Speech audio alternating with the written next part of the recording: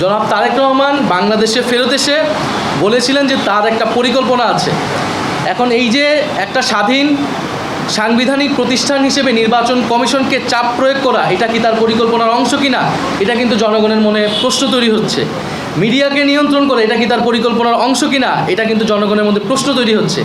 নির্বাচনকে একদিকে হেলে ফেলানো, প্রশাসনকে চাপ প্রয়োগ করা, নির্বাচনে যাতে প্রশ্নবিদ্ধ হয়, গণভোটে যাতে নায়ের পক্ষে পড়ে, এগুলো তার পরিকল্পনার অংশ কিনা, এটা কিন্তু আমাদের মধ্যে সবার মধ্যে কিন্তু প্রশ্ন তৈরি হচ্ছে। ফলে যদি তার পরিকল্পনা এটা থাকে যে এই নির্বাচন নিরপেক্ষভাবে হবে না এবং ভোট কেন্দ্র দখল হবে, একটা প্রশাসন দলীয়করণ হবে, ইলেকশন কমিশনকে চাপ দিয়ে তার নিজের দলের পক্ষে রায় নিয়ে আসবে, তাহলে কিন্তু জনগণ এই জিনিসটা মেনে নেবে না, বাংলাদেশের তরুণ সমাজ এই বিষয়টা মেনে নেবে না। ফলে আমরা বলবো যে বাংলাদেশকে নিয়ে এবং তার পরিকল্পনা এটাও কিনা যে ঋণ খেলাপিদের সংসদে নিবে, দ্বৈত নাগরিকতা যাদের রয়েছে তাদেরকে সংসদে নিবে, যারা আবারও ঋণ খেলাপি হবে, যারা আবারও টাকা লুট করবে, ব্যাংক লুট করবে এবং টাকা পাচার করবে তাদের ওই ভিন্ন দেশে। ফলে তার পরিকল্পনাটা জনগণের সামনে স্পষ্ট করা উচিত।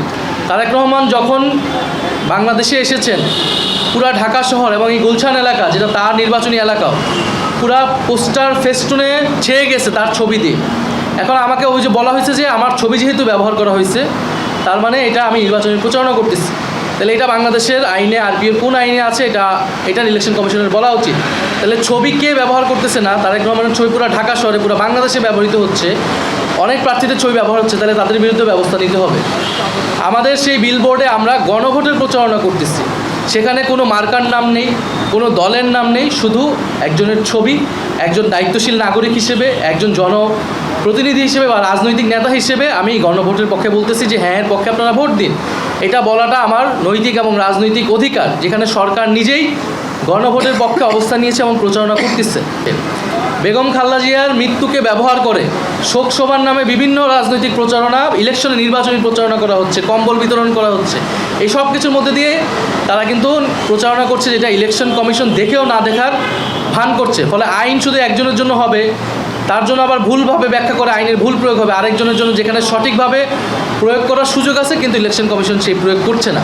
ফলে এই সামগ্রিক পরিস্থিতি আমাদের ভিতরে উদ্বেগ তৈরি করছে এবং ইলেকশন কমিশনের সামনে গিয়ে বসে থাকলে যদি ইলেকশন কমিশন তাদের পক্ষে অবস্থান নেয়, তাহলে কিন্তু আমাদেরকেও তাহলে ইলেকশনের কমিশনের সামনে অবস্থান নিতে হবে।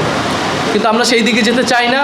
আমরা চাই না এরকম কোনো মুখোমুখি পরিস্থিতি হোক যেখানে আসলে নির্বাচনের পরিবেশ বিনষ্ট হবে। কিন্তু গতকালকে যা ঘটছে, পুরো বাংলাদেশের মানুষ এটা দেখছে যে একটা ছাত্র সংগঠন সে গুন্ডা বাহিনীর মতো ইলেকশন কমিশনের সামনে যা বসে রয়েছে, তাদের সিনিয়র নেতৃবৃন্দ গিয়ে রায়ের আগে যে তাদের সাথে মিটিং করে তাদের পক্ষে রায় নিয়ে আসতেছে, তাহলে এটা কী বার্তা দিতেছে? এবং একটা সংবিধানের ভুল ব্যাখ্যা ইলেকশন কমিশন দিয়ে দিতেছে। ফলে এই ধরনের হঠকারী কাজ ইলেকশন কমিশন যাতে না করে, ইলেকশন কমিশন যদি মনে করে বাংলাদেশে একটাই দল আছে, তাহলে কিন্তু ইলেকশন কমিশন ভুল ভাবতেছে। বাংলাদেশে রাজনৈতিক দল অনেকগুলো রয়েছে, জোট রয়েছে, সবচেয়ে বড় গুরুত্বপূর্ণ বাংলাদেশের জনগণ, এগুলো কিন্তু সব কিছুই দেখতেছে। ফলে আমরা কিন্তু মাঠে নামতে বাধ্য হব যদি ইলেকশন কমিশন এই আচরণগুলো আমাদের কাছে কন্টিনিউ করে।